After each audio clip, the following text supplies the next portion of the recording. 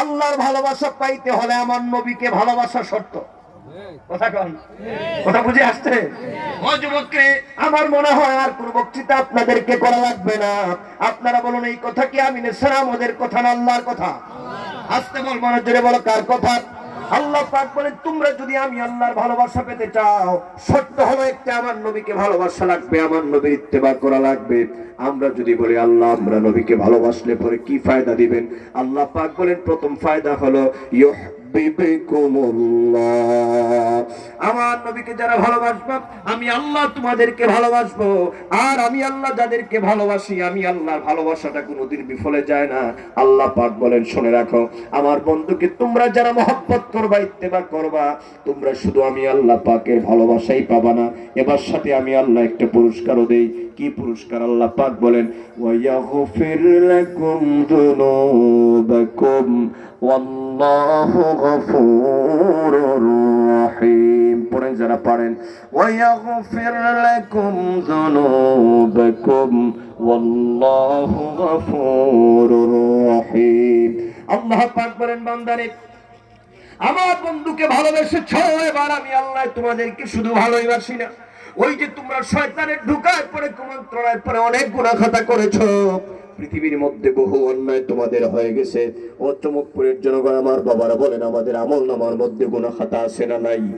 তাড়াতাড়ি বলো রে যুবক, তাড়াতাড়ি বলো, আমাদের জীবনে গুনাহ খাতা আছে না নাই? গুনাহ খাতা আছে মানে বাজান, গুনার কোনো শেষ নাই গো বাজান, গুনার কোনো শেষ নাই। যদি এই মুহূর্তে আমাদের মৃত্যু হয়ে যায়, একবার চিন্তা করে দেখেন, মালাকুল মউত আজরাইল ফেরেশতা যদি আমাদের সামনে এসে যায়, আল্লাহর দরবারে জবাব দেওয়ার মতো আমাদের কোনো আমল নাই। তার মানে জীবনের গুনার কোনো শেষ নাই। আমার বাবারা, ও যুবক শুনে যাও, এবার যদি তোমার আমার গুনাহ মাফ করাইতে চাই, আমার আল্লাহ পাক একটা গোল্ডেন অপরচুনিটি দিয়েছেন, একটা সুবর্ণ সুযোগ দিয়েছেন। আল্লাহ পাক বলেন, ও হাবিব ইয়া রাসূলুল্লাহ, আপনি পৃথিবীর মানব সম্প্রদায়দেরকে জানায় দেন, আপনি নবীকে যারা কৃত্রিম ভালোবাসবে, আপনি নবীকে যারা তাজিম করবে, সম্মান করবে, আমি আল্লাহ পাক আমার ওই বান্দাগুলাকে আমি আল্লাহ পাক খালি ফেরত দিব না। আমি আল্লাহ পাক এমনি এমনি তাদেরকে ছাড়বো না। শয়তানের ঢুকায় পরে, কুমন্ত্রণায় পরে অসংখ্য বদ আমল তাদের আমল নামার মধ্যে আছে, গুনাহ খাতা আছে। আপনি নবীকে তাজিম সম্মান করার কারণে আমার ইমানদার বান্দাদের গুনাহ খাতাগুলো আমি আল্লাহ বিনা হিসাবে মাফ করে দিব। তাহলে রে যুবক, মহব্বতের সাথে বলো, আল্লাহর ভালোবাসার আমাদের জীবনের গুনাহগুলো মাফ হোক, আমরা চাই কিনা? আস্তে কমানো রে যুবক, মহব্বতের সাথে বলো, আমরা চাই কিনা? তাহলে যদি চাই, তাহলে আমার সেই নবীকে তাজিম এবং সম্মান করার দরকার আছে না নাই? আস্তে কমানো আওয়াজ দিয়ে বলো, আছে না নাই? এই মর্মে আল্লাহ পাক বলেন, ফাল্লাযীনা আমানু বিহি ওয়াজ্জারুহু ওয়া নাসারুহু। আল্লাহ পাক বলেন, তোমরা যারা ঈমানদার, তোমাদের প্রথম দায়িত্বই হলো আমার নবীকে সম্মান করবা, তাজিম করবা, ওয়া নাসারুহু, আমার নবীকে সাহায্য করবা। এবার আমার যুবকেরা বলুন, নবীকে সাহায্য করার মানে কি? নবীজি, সে ফর এক্সাম্পল বোঝানোর জন্য বলি, নবীজি কি কোনো ইলেকশনে দাঁড়াবেন নাকি আপনি ভোট দিয়ে সাহায্য করবেন? তার মানে যুবক এটা নয়। মুফাসসিরিনে কেরামগণ বর্ণনা করেছেন, নবীকে সাহায্য করার অর্থ হলো আখিরি জামানার নবী, নূর নবী, হায়াতুন নবী, জিন্দা নবী, গায়েবের খবর দেওয়ালা নবী। আল্লাহ পাক আমাদের জন্য শাফাআতকারী হিসাবে পৃথিবীর মধ্যে যেই নবীকে প্রেরণ করেছেন, ওই নবীর প্রশংসা বেশি বেশি করে করা হলো নবীকে সাহায্য। কথা বলা থাকবে না?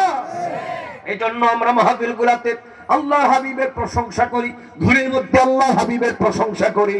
আমরা যদি কোনো মজলিসের মধ্যে বসে আল্লাহর হাবিবের প্রশংসা করি, এরপরে আল্লাহ পাক বলেন, ওয়াত্তাবাউন নূরাল্লাযী উনজিলা মাহু, আমি আল্লাহ পাক আমার পক্ষ থেকে আমার বন্ধু নবীর উপরে যেই মহাগ্রন্থ আল কোরআন নাজিল করেছি, ওই কোরআনের ইত্তেবা অনুসরণ করবে যারা, আইন এবং বিধিবিধানগুলো মানবে যারা, আল্লাহ পাক বলেন, বান্দারে শোনো, উলাইকা হুমুল মুফলিহুন। নবীর তাজিম আর মহব্বত আর আমার কোরআনের বিধিবিধান যারা মানবা, নবীর প্রশংসা যারা করবা, নবীকে যারা সাহায্য করবা, আল্লাহ পাক বলেন, তোমাদেরকে আমি আল্লাহ পাক দুনিয়া এবং পরকালে মহা বিজয় দান করে দেব। কোন সুবহানাল্লাহ। মহব্বতে বলেন আল্লাহু আকবার। তাহলে এতক্ষণ যাবত যা বুঝাতে চাইলাম, দুনিয়া এবং পরকালীন জীবনের সফলতার জন্য আমার নবীর মহব্বত এবং তাজিমের কোনো বিকল্প একদিক দিয়ে আল্লাহর ইবাদত, অপর দিক দিয়ে আমার নবীর মহব্বত। এটাই হলো আমাদের সফলতার মূল মন্ত্র। আল্লাহ যেন আমাদেরকে কবুল করেন। সবাই পড়েন আমিন।